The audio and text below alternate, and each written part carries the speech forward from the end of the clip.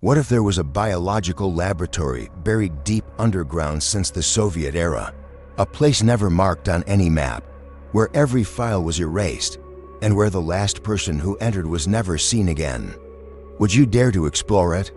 In the frozen city of Novosibirsk, beneath layers of bone-chilling snow, lies a hidden passage the locals only whisper about after dark. They call it one thing, and one thing only, 703. This is not a fictional tale. This is a testimony from the only known survivor. If he's even still alive. If you're drawn to chilling stories and urban legends so real they'll crawl under your skin, don't forget to like, subscribe, and leave a comment below. Do you believe some fears still live beneath the ground? The entrance no one dared to cross. Novosibirsk, winter 2022. The 3°C frost froze every corner of the city, yet it couldn't chill the memory of a forbidden name whispered only in the Sovietsky district, a place unofficially known as Secure Facility 703. Official records say it never existed. It appears on no military or civilian maps. But if you ask the elders of Akademgrodok, the dusty old science quarter, they'll either go silent or glare at you with unease. Don't mention it, especially after dark, whispered Galina, 78, who lived near the edge of the woods. That place was never meant for the living. Anton Baranov, 33, was a freelance investigative journalist from Moscow, known for exposing Soviet-era secrets. He was intrigued when an anonymous letter arrived. Inside was a hand-drawn map and one chilling line. Here, they created something not human. He took the next night train to Novosibirsk. At first, it was supposed to be just another fact check. He'd received dozens of hoaxes before. But this time, something felt off. No one wanted to talk. Whenever Anton mentioned 703, conversations died instantly. One cab driver even stopped in the middle of the road and ordered him out when he asked about old underground facilities. His rented room was in a damp Khrushchevka-era apartment block. The landlady, Yelena, nearly 60, turned pale when she saw the map. "You need to leave before Friday," she warned. Friday is when they hear the clearest. Anton didn't understand, but his curiosity only deepened. According to the map, the entrance to 703 was behind an abandoned power station, unused since 1991. He followed the tree line, crunching through the snow. There, just as marked, was a rusted metal hatch, half buried in frost. It had been sealed with steel mesh, but someone had cut a slit just wide enough to crawl through. Anton snapped a few photos and returned to prepare. Flashlight, voice recorder, mask. He would return just before dawn. Friday. That night, a knock echoed through his apartment. Not once, but 3 rhythmic beats. 1, 2, 3. He opened the door. No one was there, only an envelope on the floor. Inside, an old black and white photograph. A group of people in white lab coats stood before a steel door marked 703. One face had been blacked out. On the back of the photo, a message: "Don't let them know your name." Anton didn't sleep that night. At dawn, he bundled up, clipped a chest camera on, and returned. The sky was dull gray. Wind hissed through dead branches like a voice in pain. He ducked through the slit in the hatch. A stale, metallic smell mixed with something faintly rotting filled his nose. Inside, rusted steel walls stretched down a tight corridor. A yellow-black biohazard triangle glared from the wall, half-faded Russian beneath it reading, "Don't let them get out." He moved deeper. His flashlight swept across shattered laboratory doors. Black handprints smeared the walls. Not grease, but scorched and unnatural. Drag marks streaked the floor, like someone had been pulled away, unwillingly. Suddenly, his voice recorder crackled to life. A faint whisper, buried in static. "Do you hear it? Anton froze. His breath turned to mist in the freezing air. He hadn't said a word, but the recorder kept repeating the whisper, followed by 3 knocks. 1, 2, 3. At the end of the hallway, a stairwell led further underground. On the steps, tiny wet footprints, freshly made, and they did not belong to an adult. Anton stood still. He had stepped into the place no one dares name, and clearly, it had never been truly abandoned. The records they failed to erase. Anton took a deep breath. The second basement level was colder than he expected, but this wasn't outdoor winter cold. It was the chill of something long preserved, as if the frost of decades past had soaked into every brick. His footsteps echoed through the narrow corridor, and he couldn't shake the feeling that someone was walking just behind him. Under the flashlight beam, laboratories emerged from the dark: chalkboards, TEST tubes, numbered metal tanks. Everything was covered in dust, thick, undisturbed. But some surfaces bore smudges, like fingerprints. A trail ran from room 206 to the archive room. He approached the door. It wasn't locked. The placard read, "Audio Recording Archive." Inside, a towering file cabinet and an old Soviet-era tape recorder. Several reels remained intact, labeled from 1986 to 1991. He slotted one in, powered it on. After a few mechanical hisses, a dry, emotionless female voice filled the room. February 14th, 1988. Sample no. 17 still responds to low-frequency sound. Awakening time after sedation, 6 minutes. No verbal reaction.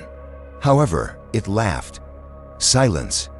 Then, a faint, distorted giggle, like a child's laugh, twisted through a machine. Anton's skin crawled. He loaded another tape, labeled 2210, 1990 Incident K. The player hummed slowly. At 3:15 a.m., all alarms on sublevel 3 were triggered. No signs of external breach. At 3:19, one of the night shift doctors, Pavlov, shouted through radio, "It's copying me." Transmission cut immediately. Lockdown initiated at 3:24. When the response team arrived, sublevel 3 was empty. No personnel, no subjects. But Pavlov's voice still echoed over the intercom system.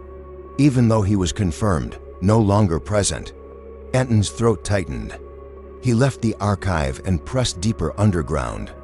On the 3rd sublevel, his flashlight seemed dimmer, as if the shadows were swallowing the light. Carved into the walls were erratic marks, scratched in with fingernails. Etched warnings read, "Don't look them in the eye. They don't breathe, but they know your thoughts. God help whoever opens the final door." At the end of the hallway stood a sealed chamber. Its steel door bore a faded red ink warning, "Do not open. Structure of space is fragile." He didn't fully grasp the meaning, but the warning was unmistakable. Next to it was a technical control room, still intact. Old Soviet computers and notebooks remained. A laptop, late 1990s, was plugged into backup power. Somehow, it still worked. Its DOS interface showed a single directory, Experiments 17X. He opened it. Inside, dozens of log files in TXT format, each documenting a subject's transformation over time. Most were corrupted or cut short, but one file, dated December 24th, 1991, just 3 days before the USSR collapsed, remained intact. Sample 17X not only regenerates damaged tissue, but has begun memorizing emotional data from nearby humans. When Ms. Kravchenko lost her father, Sample 17X began emitting sob-like sounds, despite never being programmed to record or mimic them. It doesn't respond to food, doesn't react to temperature, but when the lights are turned off, it follows the glow in people's eyes. We believe it has surpassed biological intent. Some researchers suspect our fear has become part of its structure. Suddenly, 3 slow knocks echoed behind Anton. He spun around. His flashlight swept across cold gray walls. No one there. But then, in the corner, a shadow, one that didn't shift with the light. It stood still, watching. Anton stepped back, heart pounding, and the flashlight died. Darkness swallowed the room. Then, right beside his ear, a whisper, slow and chilling. "Now we remember your name, Anton." Recognition of memory. Everything was pitch black. Anton froze, his hand tightening around the cold flashlight. His heart pounded like a drum gone mad. He pulled out his phone to turn on the flashlight, but there was no signal, not even a single bar. As he turned in circles, trying to retrace his way in the dark, the faint light from his phone screen suddenly caught a small, low silhouette gliding across the far end of the hallway. No footsteps, no doors opening, just a movement as if the darkness had exhaled. He bolted toward the path he remembered, relying solely on his memory of the hallways. But something was wrong. The wall that once bore carved warnings, now smooth and blank. The archive room, no longer where it should be. The corridor seemed to shift every time he turned away. Amid the collapsing maze, he stumbled upon another steel door, one not marked on the hand-drawn map. Above it, an inverted triangle symbol. Below, "They remember." He pushed it open. Inside was a two-way mirror room, the kind used for observation and experiments. Beyond the glass, a wide chamber. At its center, a large cylindrical tank filled with black water. A label was attached to its rim. He stepped closer. The water rippled gently, as though something beneath it was breathing. But it wasn't the movement that chilled him. It was the mirror. His reflection stared back at him. Only it wasn't holding a flashlight. Anton stepped back. His reflection stood still, staring. Then, it smiled. A smile that wasn't his. And slowly, it raised a hand and pointed behind him. "Anton." The voice whispered again, origin unclear. He turned, instinctively. No one. But when he looked back, the mirror was empty. Panicking, he searched for an exit, and suddenly, a section of the wall creaked open like a hidden door. A spiral staircase revealed itself, leading even deeper. With no other choice, Anton descended, each step heavier than the last. The smell of rust and formaldehyde thickened in the air. At the bottom was a short corridor, ending in a sealed chamber. On the door, painted in red, "Memories are contained here." He opened it, his hands trembling. Inside, a small room.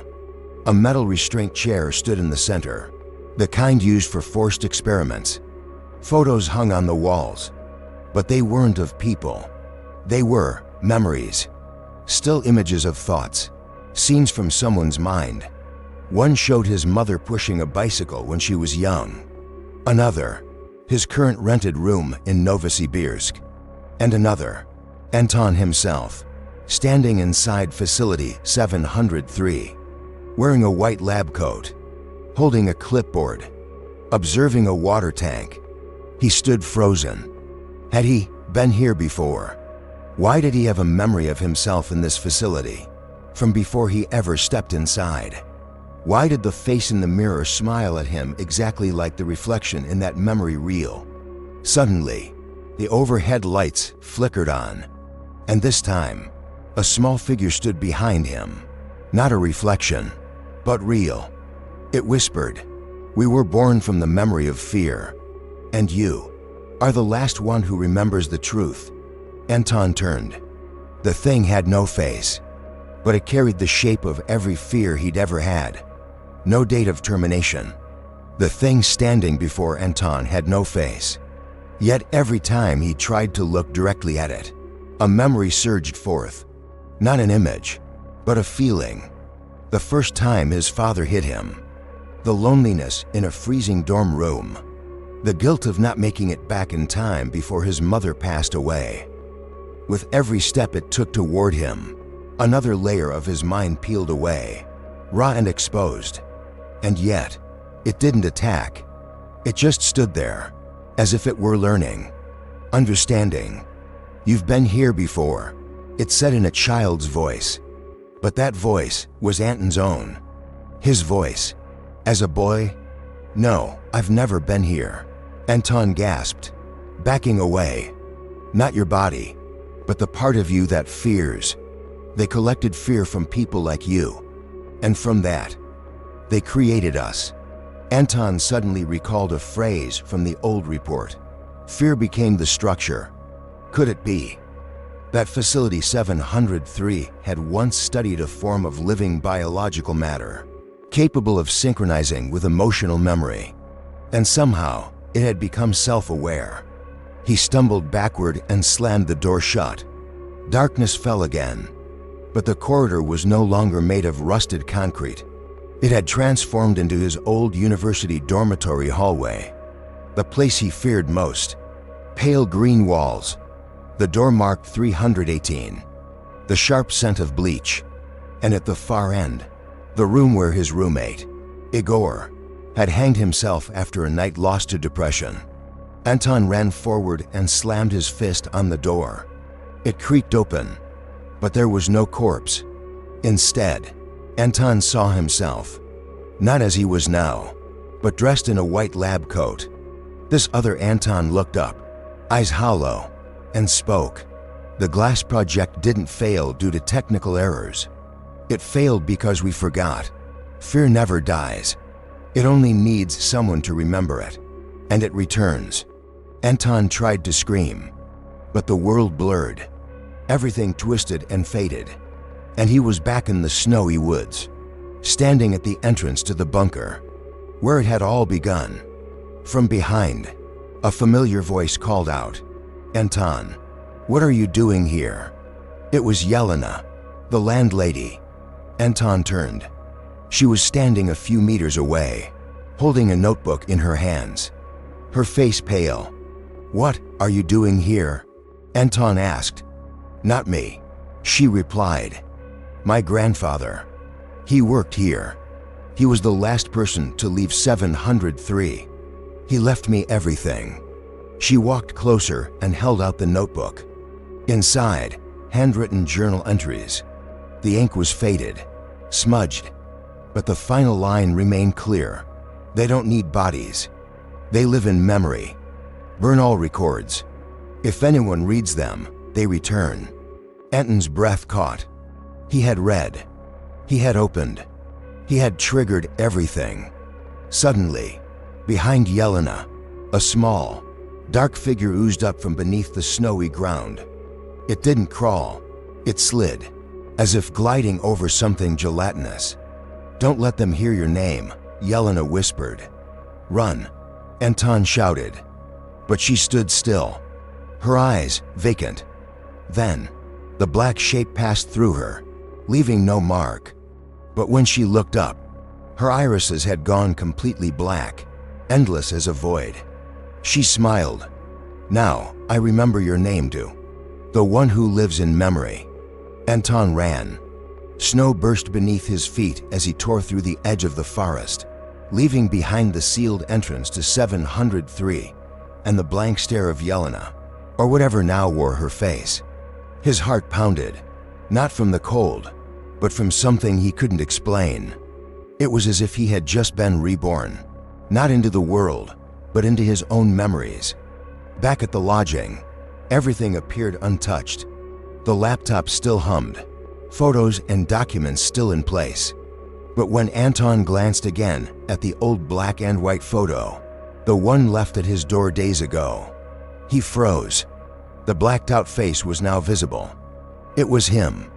Anton was no longer sure if he had come here to investigate, or if he was simply a memory, reborn through someone else's recollection.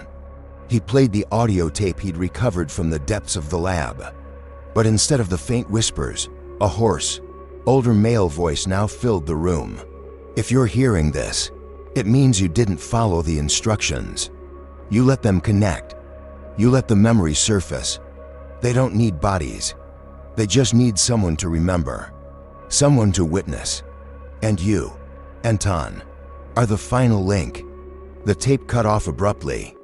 Anton stepped back. The window was open, snow gusting into the room. Someone had been here. On the desk, a new map had appeared, identical to the hand-drawn one, except this was digitally printed, crisp and recent. And it didn't just mark Facility 703. There were now 3 additional red dots, one in Kazakhstan, one in Belarus, and one in Moscow. Below the map, a line of text. GLAS was never terminated, only scattered. Anton understood. 703 wasn't the only site. The entities born of memory weren't destroyed. They were distributed, each location holding a fragment, a being, a form of life. And now they were waking. A knock echoed from the adjacent room. 3 rhythmic beats. 1, 2, 3. Anton drew the knife from his backpack, once meant for self-defense. He swung the door open. The room was empty, except for a mirror. Old, Soviet style. The kind that once lined the halls of abandoned hospitals. He stepped closer. The mirror reflected the room, as expected. But behind his mirrored self, there was a door, one that didn't exist in reality. He reached behind him. Nothing. But in the reflection, his mirrored hand touched the doorknob, and the door in the mirror creaked open. From within, a small, soaked hand reached out and gripped his mirrored wrist. Agony stabbed through Anton's skull. In a blink, hundreds of memories flooded into his mind. A boy, locked in a testing chamber, screaming for his mother. A woman tricked into signing forms for a post-trauma cognitive restoration trial. A scientist sealing his lab door before shooting himself. And Anton himself, or a version of him, standing among them, clipboard in hand, observing, recording, never intervening. He was thrown back from the mirror, landing hard. His wrist, where the hand had grabbed, now bore a red burn, shaped like an incomplete handprint. The lights went out. Darkness swallowed the room. Then, from all corners, the voices of children whispered, "We never left. We are what humans try to forget. And now you are the gate." Anton trembled, forcing himself to stay conscious. He understood. To end it all, he had to return to the origin. The deepest floor of Facility 703, the chamber of imprisoned memory, to seal the final door, or to become the next keeper of the gate. The final door. Dawn. Snow no longer fell over Novosibirsk, but the sky hung heavy with a dull, leaden light, the kind of silence before a blizzard. Anton returned to the forest behind the abandoned power station. The entrance to Facility 703 was still there, cold, quiet, waiting. This time, he brought no flashlight, no camera. There was nothing left to record, nothing left to prove. What happened beneath the earth needed no one to believe. He carried only one thing, Yelena's notebook, or rather, her grandfather's, the last man known to walk out of 703. Inside was a map, a route to the final chamber, a room untouched since 1991, the memory lock chamber. As he descended, the hallways seemed to recognize him. No more static, no more slithering shadows. Doors opened quietly, as if welcoming him back. At the lowest level, the glass room waited. This time, it was unlocked. As Anton stepped inside, a faint light flickered on, as if the room had never truly been abandoned. In the center stood a giant glass pillar, its base webbed with thick cables trailing deep into the earth. On the far wall, etched in metal, that which is forgotten does not disappear. It waits to be remembered. Anton approached the control panel. The screen lit up with a simple prompt, Open gate YN. He hesitated. He remembered it all. The faceless entities. The fragments of memory given form. The beings that didn't eat, didn't breathe, only existed so long as someone remembered them. Perhaps, he thought, if no one spoke of them, if no one named them, they would sleep forever. But he had broken that rule. He placed his hand on the keyboard. Instead of pressing Y or N, he typed, Transfer admin control equals Anton Baranov. The screen blinked. Voice confirmation required. He whispered, Anton Baranov, journalist, the last to remember. The screen flickered again. Confirmed. The entire room vibrated softly. The cables hummed. The glass pillar glowed, not brightly, but like something ancient accepting a new purpose. From below, 1,000 whispering voices rose, but not threatening. They sounded relieved, like a long exhale. On the screen, a final message appeared. Gatekeeper mode activated. Memories locked. Further access denied. Anton sat down in the central chair, the chair once meant for the chief operator. He felt the current of memories surge around him. Faces, fears, emotions once lost, now preserved in him. He didn't need to write anymore. He would remember for everyone, so that no one would ever open the door again. 1 year later, Novosibirsk endured the coldest winter in 3 decades. Locals in Akademgrodok spoke of strange lights flickering through the southern forest. No one had seen Anton Baranov since. His name vanished from every database. Not in news archives, not on housing records, not on train manifests. His old room remained sealed. The new tenant said, Every night, I hear 3 knocks. But when I open the door, the hallway's empty. When asked about the events of the previous year, Yelena only said, Don't speak his name. He's keeping everything asleep. Since then, locals have referred to the place by a new name, Memory Site 703, and they never walk near the forest behind the power plant. Because if you remember, they might remember you too.